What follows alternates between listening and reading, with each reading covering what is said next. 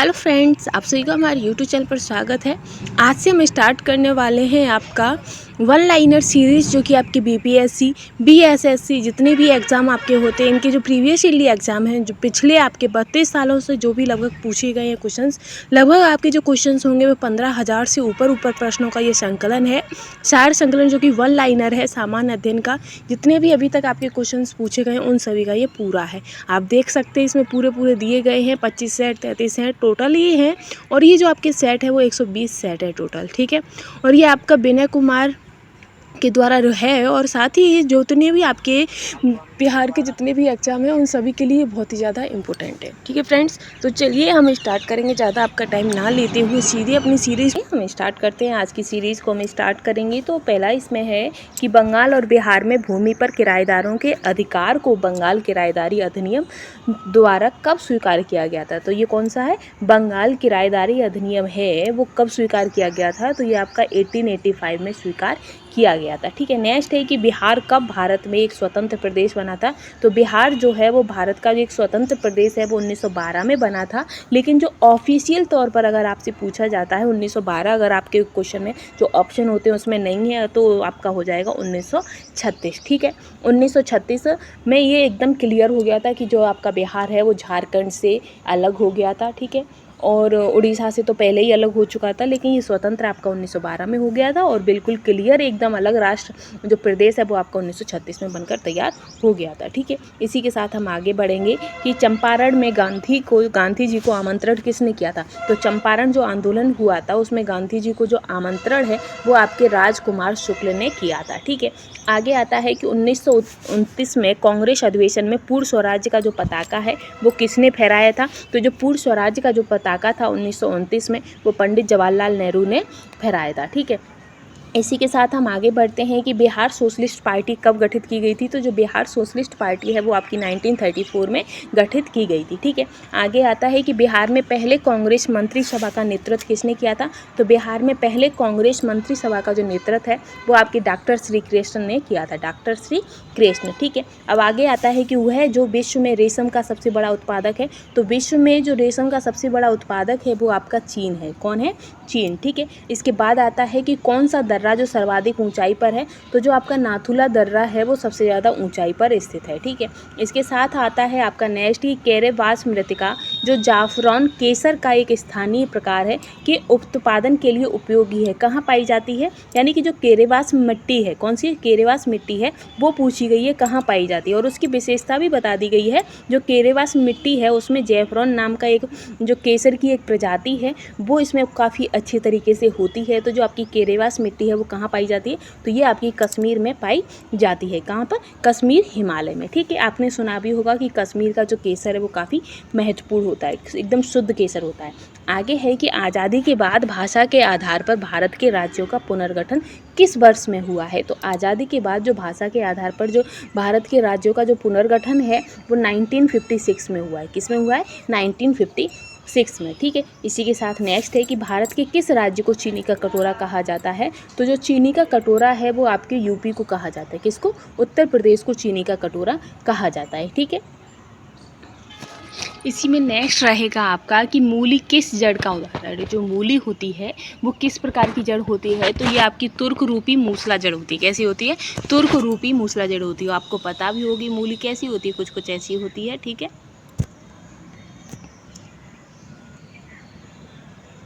ये इसके ऊपर पत्तियां हो गई और ये आपकी मूली हो गई, ठीक। आगे है कि भूटान की मुद्रा है। तो भूटान की जो मुद्रा है वो आपकी निगुल्ट्रम है, ठीक है। गाल देश का नया नाम क्या है। तो गाल देश का जो नया नाम है वो आपका फ्रांस है।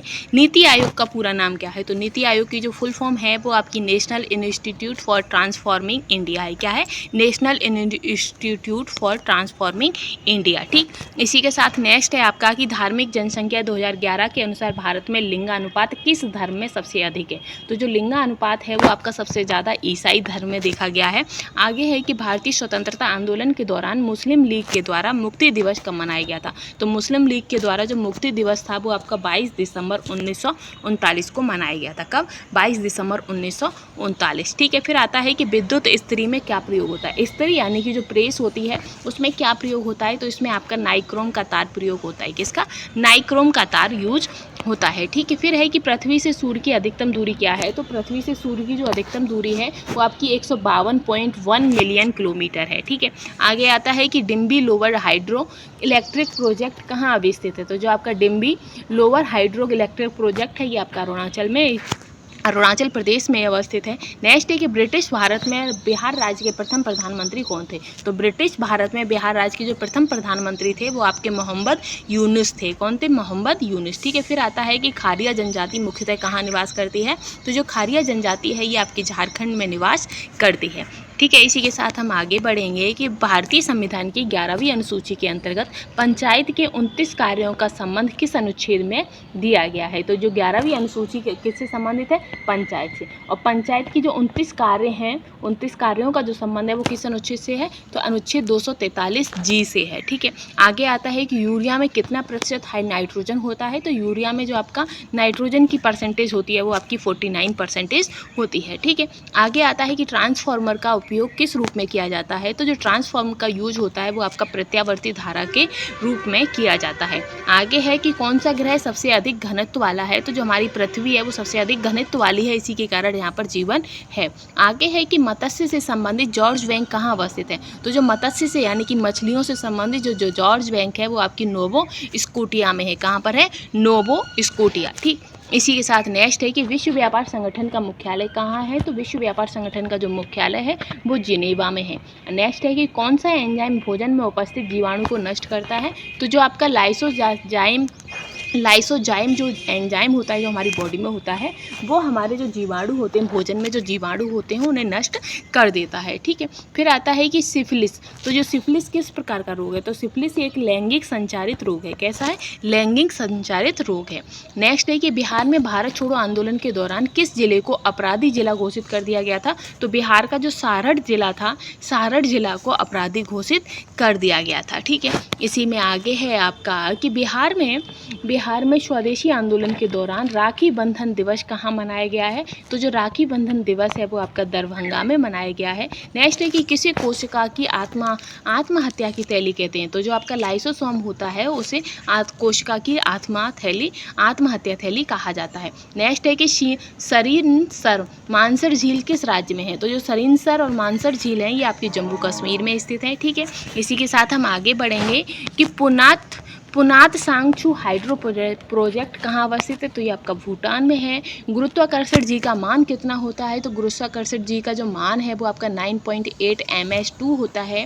बायोगैस का मुख्य अवयव क्या है। तो बायोगैस का जो मुख्य अवयव है वो आपका मीथेन है। ठीक है, नेक्स्ट आता है कि धन विधेयक की परिभाषा का प्रावधान संविधान के किस अनुच्छेद में है। तो धन विधेयक की जो परिभाषा का जो प्रावधान है वो आपका अनुच्छेद 110 में है। ठीक है, इसी के साथ नेक्स्ट आता है कि गर्म सूप स्वादिष्ट क्यों होते हैं। क्योंकि जो इसका पृष्ठ तनाव होता है वो कम होता है, इसीलिए जो गर्म सूप होता है वो पीने में स्वादिष्ट लगता है। ठीक है, इसी के साथ नेक्स्ट है कि बिहार के वित्त मंत्री को कौन नियुक्त करता है। तो बिहार के जो वित्त मंत्री होते हैं उन्हें राज्यपाल नियुक्त करता है। फिर है कि एडुसेट कब प्रक्षेपित किया गया था। तो जो एडुसेट है वो आपका 2004 में प्रक्षेपित किया गया था।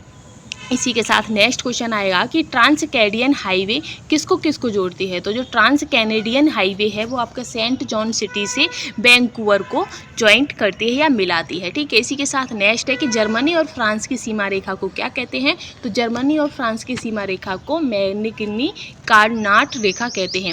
आगे है कि वर्तमान में भारत के सर्वोच्च न्यायालय के न्यायाधीशों की कुल संख्या कितनी निर्धारित की गई है। तो वर्तमान में हमारे जो सर्वोच्च न्यायालय के जो न्यायाधीशों की जो कुल संख्या है वो आपकी 31 है। और इसी के साथ ही हमारी सीरीज़ यहीं समाप्त होती है। और हम आपको बता दें कि ये जो सीरीज़ है वो आपकी बीपीएससी और बीएसएससी के थ्रू जितने भी आपके 32 सालों में एग्जाम्स हुए उन सभी के प्रीवियस ईयर क्वेश्चनों पर आधारित है।